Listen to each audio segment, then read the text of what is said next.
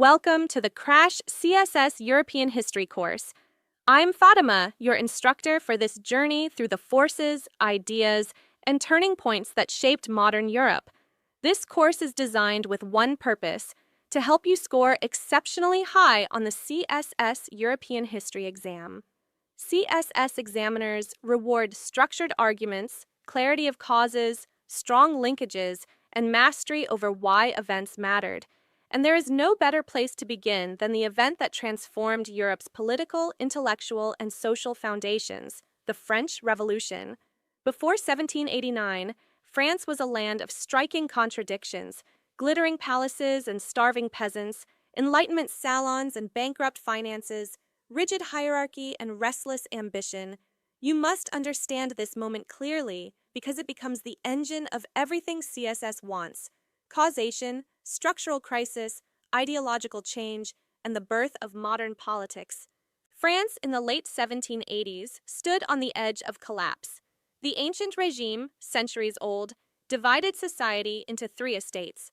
The first estate, the clergy, and the second estate, the nobility, enjoyed tax exemptions, feudal dues, and immense social prestige. The third estate, comprising peasants, artisans, and the rapidly rising bourgeoisie, carried nearly all direct taxes, tithes, rents, and feudal obligations. Historians note that by 1789, the bourgeoisie resented its exclusion from political power, while peasants were acutely aware of their feudal system. Their frustration was not random. It had matured over decades into silent anger.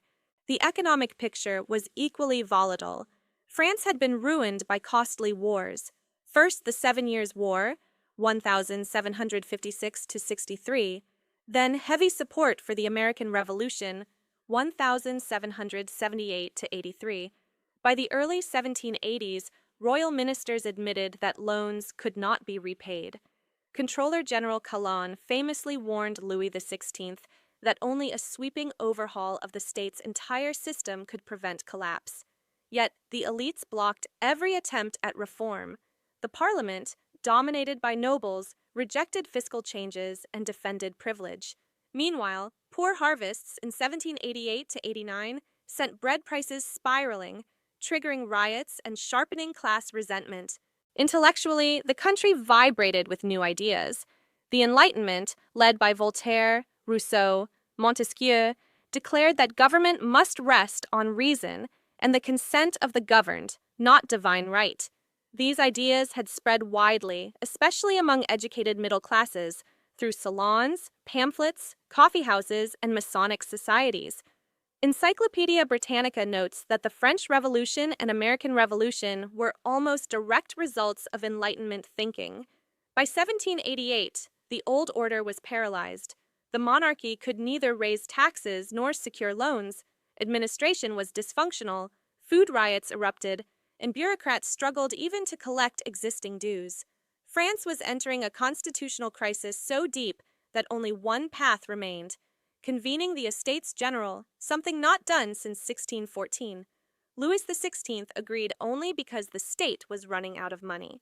As you prepare for CSS, remember this: the revolution did not occur suddenly. It was engineered by structural injustice, intellectual awakening, and state failure. Every argument you make in the exam must combine these three strands. The explosion of 1789 becomes easier to understand once you see the system cracking long before the Bastille fell. This scene sets the stage. France in the late 1780s is not just a historical setting, it is the blueprint of why revolutions happen. Master this, and you master the foundation of European political transformation. 1789 is one of those years every CSS student must command with precision. It is the year political inertia met mass anger, the year ideas moved from paper to the streets. To understand why the revolution erupted so dramatically, we reconstruct the events like a living story, but analyze them like CSS examiners. The crisis began when Louis XVI summoned the Estates General for May 1789 to resolve the financial meltdown. Each estate arrived with grievances, but the Third Estate carried something more potent: a consciousness awakened by Enlightenment ideals and decades of economic injustice. When voting procedures favored the privileged estates, the Third Estate refused to be sidelined.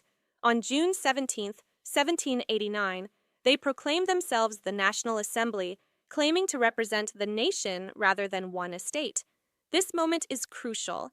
It's the first transfer of sovereignty from king to people. The tension escalated with the tennis court oath, where the deputies vowed not to disband until France had a constitution. The king's authority was quietly crumbling, and the people sensed it. On the 14th of July, 1789, Paris erupted.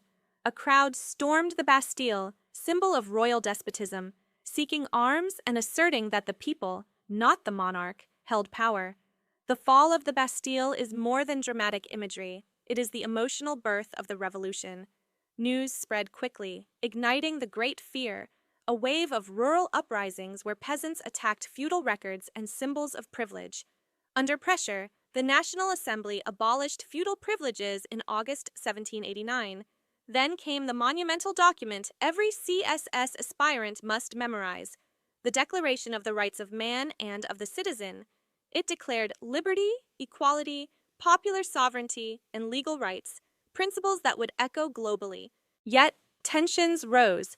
The Civil Constitution of the Clergy, 1790, alienated many Catholics by placing the church under state control. The king's attempted escape to Varennes, June 1791, shattered remaining trust. Meanwhile, foreign monarchies grew fearful of revolutionary ideas spreading across Europe. Historian David Thompson noted that the clash of internal reform and external hostility made the revolution a European event, not just a French upheaval. By 1791, France had a constitutional monarchy, but it was fragile and distrusted. As the revolution radicalized, France moved into one of the most turbulent and examinable phases of European history. For CSS students, this period is crucial because it shows how revolutions evolve under the pressure of war, internal division, and ideological conflict. The years 1792 to 1794 demonstrate what happens when the quest for liberty collides with existential threats, both real and perceived. By mid-1972, France was already drifting away from constitutional monarchy. The king's failed escape to Varennes had shattered trust. At the same time, Austria and Prussia threatened intervention to restore monarchical order. Revolutionaries feared a conspiracy between foreign powers and domestic counter-revolutionaries. In April 1792, France declared war on Austria. This was a turning point. The revolution was now internationalized. Amid war fears, radical political forces gained momentum. Paris was a city of clubs, newspapers, and mass mobilization. The sans-culottes, urban workers, became a political force, demanding decisive action against enemies. On August 10, 1792, crowds stormed the Tuileries Palace, the monarchy collapsed, and the king was imprisoned. A new body, the National Convention, was elected to draft a republican constitution. On 21 September 1792, France declared itself the First French Republic. This republic immediately confronted crisis. In January 1793, the convention tried and executed Louis XVI for treason. This act outraged European monarchies. Britain, Austria, Prussia, Spain, and others formed coalitions to crush the revolution. At home, rebellion erupted in regions like the Vendée, driven by anger over church reforms and conscription. To save the revolution from collapse, the convention created the Committee of Public Safety, dominated by Robespierre, Saint-Just, and their allies. Their goal: defend the revolution by any means necessary. In their view, liberty required virtue, and virtue required force. Thus began the Reign of Terror, 1973 to 1974, one of the most debated periods in European history. Revolutionary tribunals prosecuted enemies of the nation. Thousands were executed by guillotine, including Queen Marie Antoinette. The law of suspects expanded definitions of treason, enabling mass arrests. Simultaneously, the convention mobilized society with the levée en masse, universal military conscription. This transformed France's army into Europe's largest citizen force. Remarkably, these citizen armies defeated seasoned European forces at Valmy, 1792, and Fleurus, 1794. These victories proved that revolutionary France could survive and even excel. Yet, success on the battlefield weakened the justification for extreme measures. Many feared Robespierre's growing authority. Political factions turned against him. On 27th of July, 1794, 9th Thermidor, Robespierre was arrested and executed. The terror ended as abruptly as it had begun. A high-scoring answer never portrays the terror as mere brutality. It interprets it as the revolution's attempt to defend its gains under extraordinary pressure. By 1794, France was exhausted, yet transformed. A republic had survived war, executed its king, crushed revolts, and defeated powerful coalitions.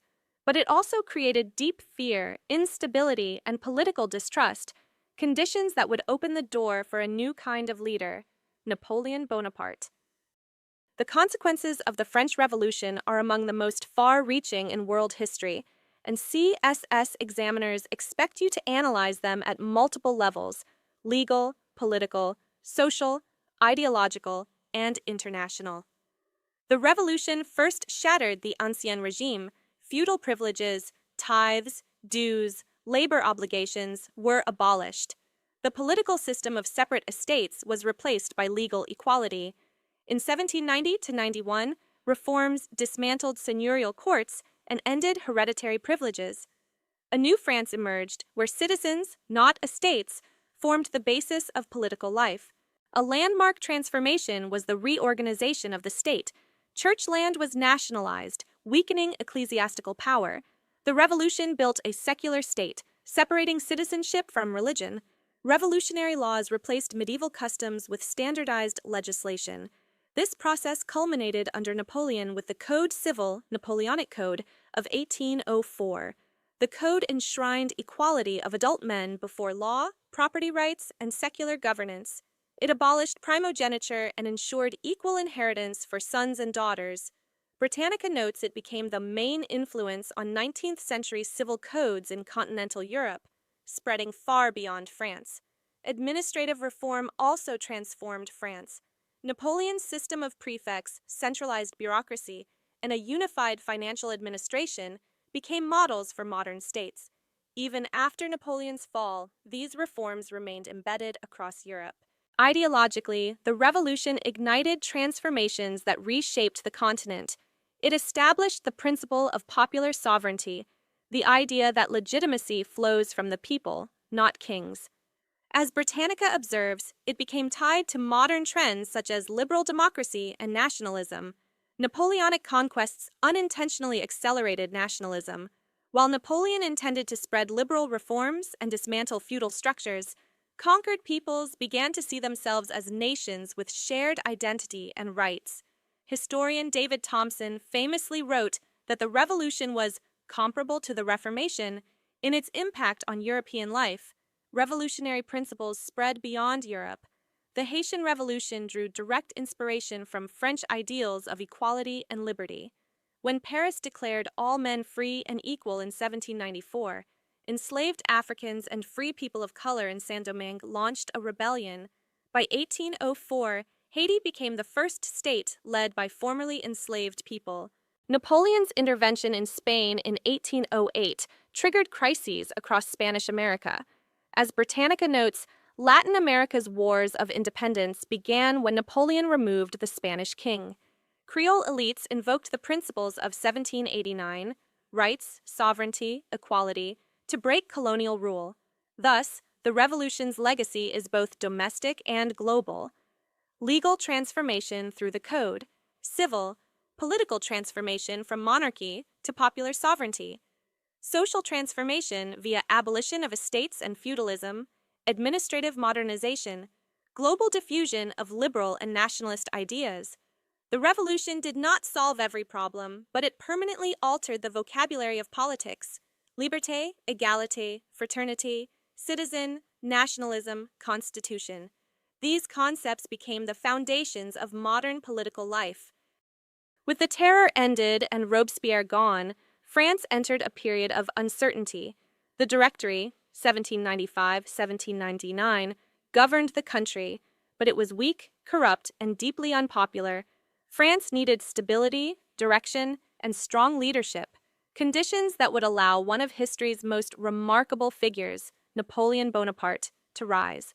Napoleon was born in 1769 on the island of Corsica, recently annexed by France. He trained as an artillery officer and quickly demonstrated brilliance. His rise began in 1793 when he helped recapture the port of Toulon from Royalists and the British. His success earned him rapid promotion. In 1796, he was given command of the French army of Italy. Here, his genius fully emerged. Napoleon defeated Austrian and Italian forces in a dazzling campaign, securing French dominance and becoming a national hero. His victories were not only military, they were ideological, spreading revolutionary reforms across Italy. In 1798, he launched the Egyptian campaign, aiming to strike Britain's trade routes. The campaign ultimately failed strategically, but Napoleon's political image remained strong. Meanwhile, the Directory grew weaker.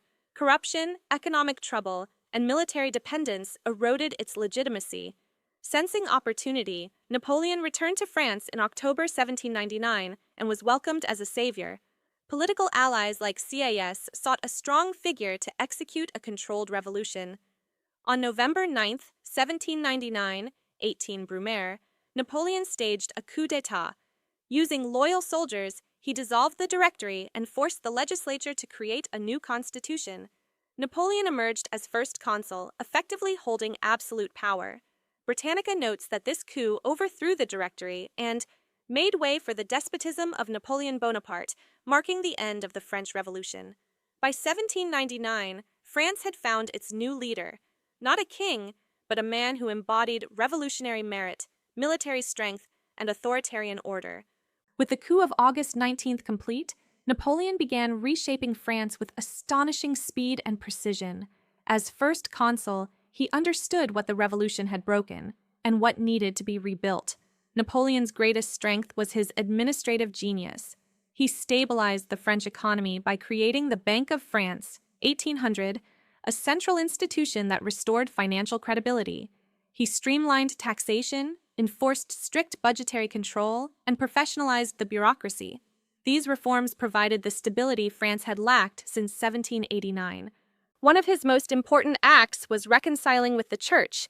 The Concordat of 1801 restored relations between France and the Pope without surrendering revolutionary gains.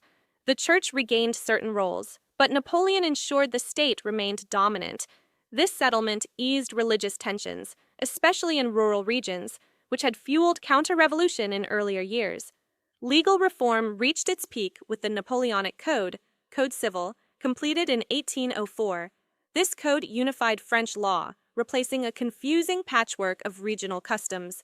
It guaranteed equality of adult men before the law, protected property rights, established a secular state, and upheld meritocracy. It eliminated feudal remnants and primogeniture, making inheritance equal among children. Internationally, it became a model. Britannica calls it the main influence on 19th century civil codes in Europe. Napoleon also transformed education. He created a centralized system of lycées to train administrators loyal to the state, not to aristocratic families. This generation would run France and its expanding empire. By 1804, Napoleon believed France needed a strong, symbolic authority figure. In a dramatic ceremony at Notre Dame Cathedral, he crowned himself Emperor Napoleon I, taking the crown from Pope Pius VII and placing it on his own head. This gesture signaled two messages. His authority came from the nation, not from the church, and he saw his rule as the culmination, not betrayal, of the revolution. Militarily, Napoleon launched campaigns that reshaped Europe. His reorganization of the army into corps allowed rapid movement and flexible tactics. His Grand Army became the most formidable fighting force of its time. Between 1805 and 1807, Napoleon dominated the continent.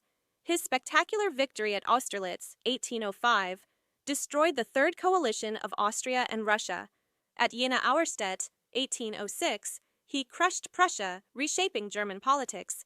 His reorganization of the German states into the Confederation of the Rhine weakened the Holy Roman Empire, which dissolved in 1806.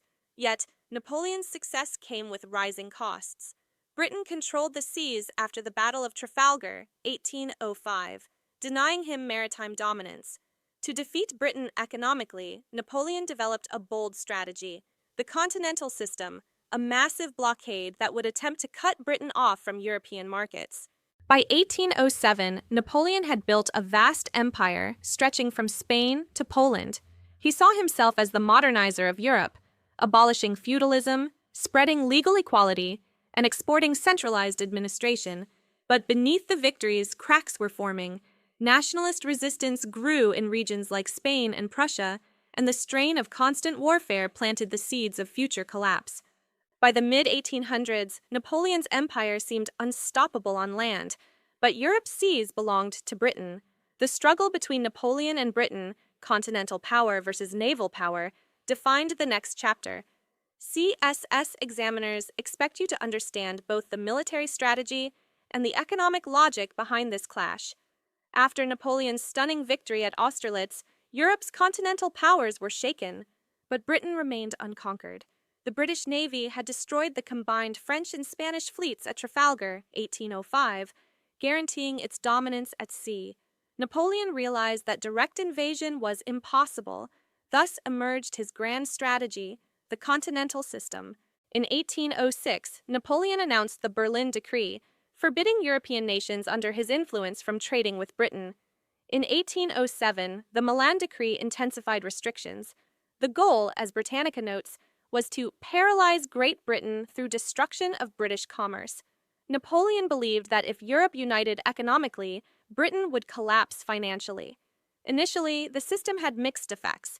It hurt British exporters and stimulated some continental industries, but it quickly began to backfire. Britain responded with its Orders in Council, imposing harsh trade restrictions on European shipping. Neutral nations became entangled, worsening diplomatic tensions. Smuggling exploded across Europe, from the Baltic to the Mediterranean. European merchants resented the blockade, and port cities suffered economically. Enforcement consumed massive administrative energy. Not only did the system fail to break Britain, it damaged Napoleon's own allies. Meanwhile, war erupted across the continent. In Spain, 1808, Napoleon attempted to enforce his influence by replacing the Spanish king with his brother Joseph Bonaparte. But this intervention triggered a massive backlash. The Spanish people launched a guerrilla war, one of the first of its kind in modern history. Britain sent troops under Wellington, turning Spain into the ulcer of Napoleon's empire. Despite setbacks, Napoleon won major victories. In 1807, he defeated Russia at Friedland. The Treaty of Tilsit made Russia a nominal ally. Napoleon controlled most of Western and Central Europe. But the alliance with Russia rested on tension. Tsar Alexander I hated the continental system, which crippled Russian trade. Russian nobles resented French interference. Napoleon's empire appeared large, but its unity was brittle. By 1811, Europe was exhausted.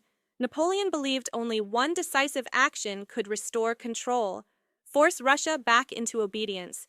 This decision would lead to the greatest military disaster of his career. The years 1812 to 1814 marked the unraveling of Napoleon's empire. The breaking point began with Napoleon's decision to invade Russia. Tsar Alexander I refused to enforce the continental system. Napoleon interpreted this as defiance. In June 1812, he launched the largest military invasion in European history up to that time, over 600,000 troops from across the empire. Russia employed the scorched earth strategy, retreating deeper, destroying crops, and refusing decisive battle. Napoleon advanced to Moscow, expecting to force surrender, but the city was evacuated and set on fire. With winter approaching and supply lines collapsing, he ordered retreat. This became the catastrophic Great Retreat. Hunger, cold, disease, and Russian attacks destroyed the army. Barely a fraction survived. The myth of Napoleonic invincibility was shattered. Across Europe, previously subdued nations rose. Prussia signed the Convention of Tauroggen, defecting from Napoleon. Nationalism surged. Austria rejoined the war with Britain, Russia, Sweden, and others, forming the Sixth Coalition. In 1813, the coalition armies met Napoleon at the Battle of Leipzig, the Battle of Nations. Napoleon suffered a decisive defeat. This moment is essential. Leipzig marked the collapse of French domination in Central Europe. By early 1814, coalition forces crossed the Rhine and advanced into France. Napoleon fought a brilliant defensive campaign, winning several battles.